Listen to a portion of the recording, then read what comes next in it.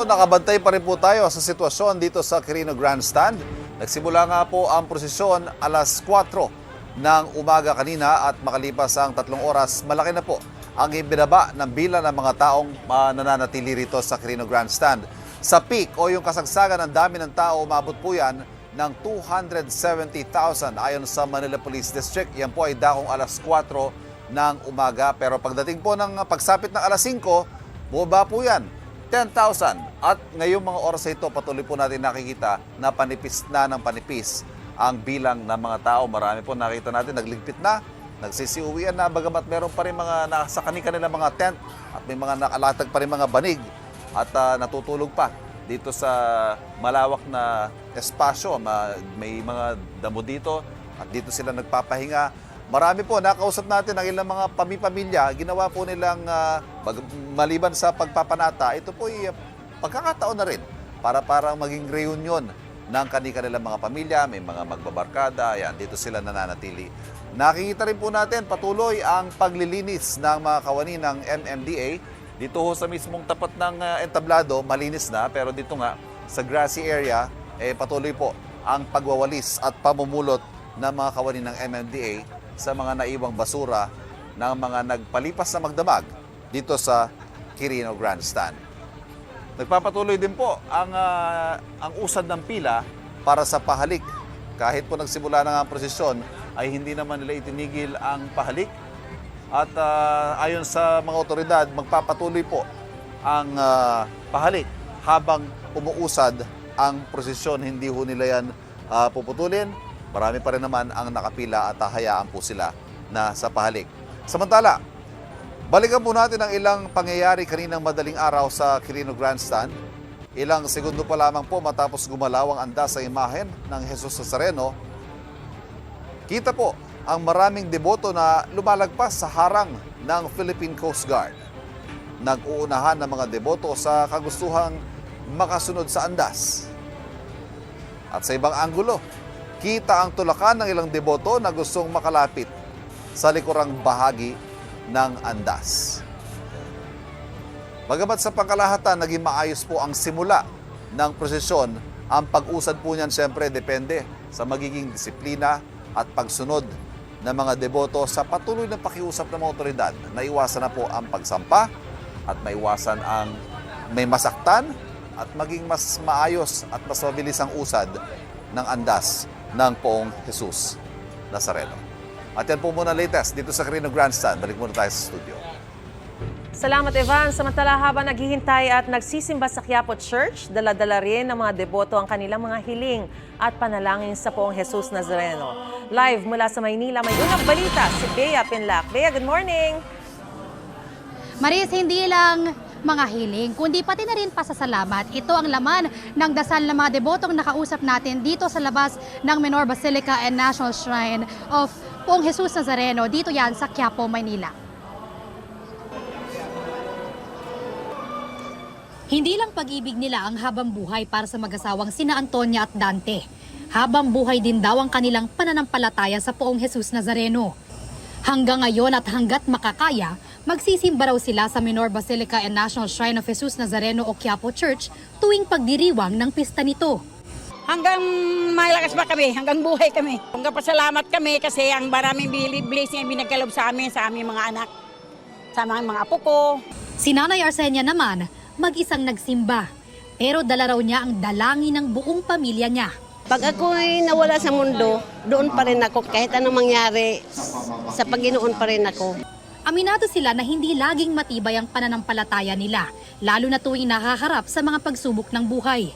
Pero sabi nga nila, may awa ang Diyos at patuloy silang kakapit sa Nazareno.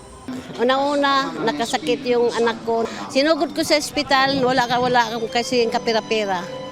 Pero nagsimba lang ako, nanalangin ako. Awa ng Diyos, may tumulong. Kumapit pa rin ako.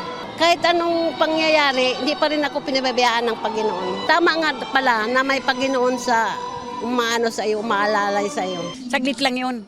Bumabalik ulit ang panampalataya mo sa Panginoon. Sabi nga ni Lord, kahit saan ka man pumunta pumaroon, kasama mo ako.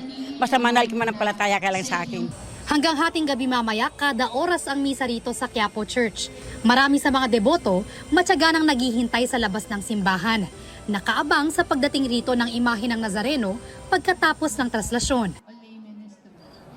Maris, para sa mga nais makiisa o dumalo rito sa mga misa sa Quiapo Church, ang tanging entrada po ay yung Villalobos Street. Sandali po kayo maghihintay sa labas ng simbahan bago kayo papasukin ng mga ihos para nga sa misa. Pero makikita nga dito sa likod ko na ang ilang deboto ay talagang sa labas na nakikinig sa misa at ang iba nga ay nakasampa na sa Center Island. Ang homily ni Father kanina, ang mensahe niya ay patunay ng pananampalataya natin sa Poong Jesus Nazareno ay kapag natuto tayong magmahal at umibig. Yan ang unang balita mula rito sa Quiapo, Maynila.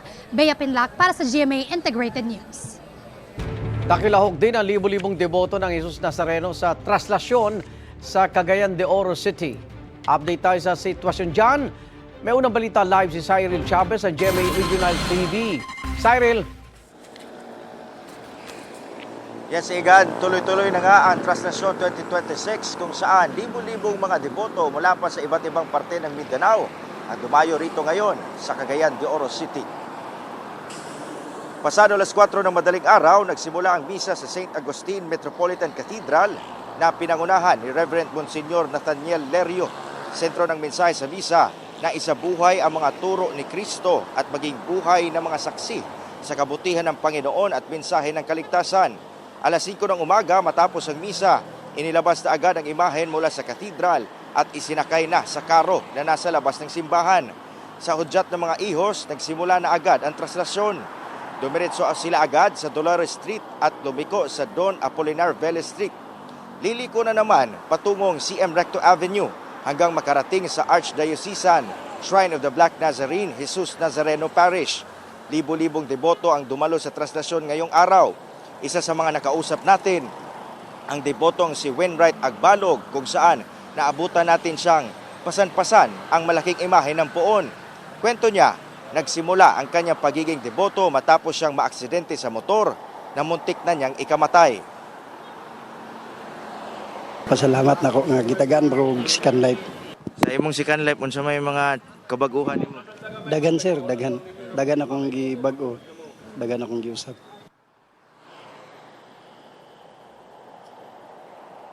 Ayon sa Kokpo, hindi nila iniengganyo ang paghahagis ng panyo sa poon. Gayunpaman, pagdating sa Vélez Street, tumigil ang karo para tanggapin ang mga panyong inihahagis ng mga deboto. Igan, sa ngayon, tuloy-tuloy ang traslasyon dito sa Cagayan de Oro City kung saan, base sa huling impormasyon na natanggap natin mula sa kapulisan, walang naitatalang na mga major incidents sa ngayon. Ngayon, inaasahan, ngayong alas 7 o alas 8 ngayong umaga, matatapos na ang traslasyon dito sa Cagayan de Oro City. Igan. Maraming salamat, Cyril Chavez ng GMA Regional TV. Pinagdiriwang ang pista ng Jesus Nazareno hindi lang dito sa Metro Manila kundi pati rin sa Davao City. May unang balita live si Argel, relator ng GMA Regional TV. Argel. Igan, tumagal ang mahigit 2 oras ang traslasyon ng imahen ng Poong Jesus Nazareno sa Black Nazarene Chapel dito sa Davao City.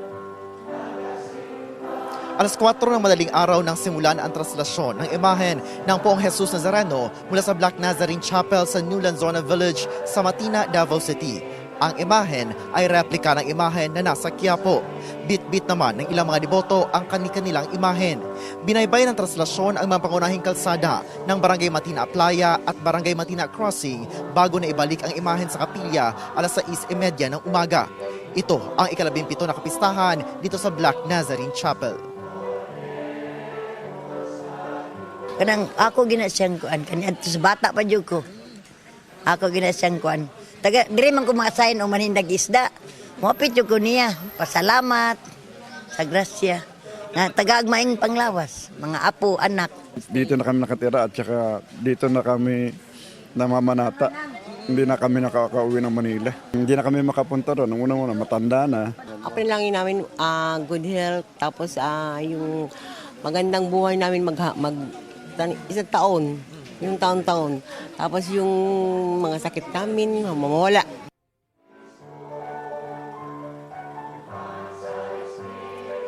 Igan sa mga oras na ito ay nagsisimula na nga ang unang misa at susundan ito ng pangalawang misa mamayang alas 7 ng gabi. Yan ang latest mula rito sa Davao City. Ako si Ari Gil, relator ng GMA Regional TV para sa GMA Integrated News. Maraming salamat, RG, relator ng GMA Regional TV.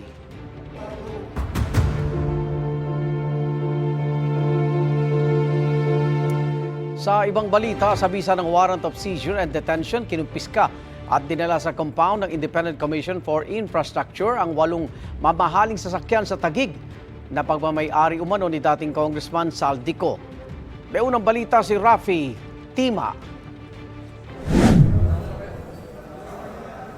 Mga mamahalin at armored o bulletproof na mga SUV ang tumambad sa mga tauhan ng Independent Commission for Infrastructure, Bureau of Customs at HPG sa third floor ng parking ng condominium building na ito sa BGC Taguig. Ang mga mamahaling sasakyan, subject na warrant of seizure and detention ng Bureau of Customs dahil walang mga kaukulang papeles.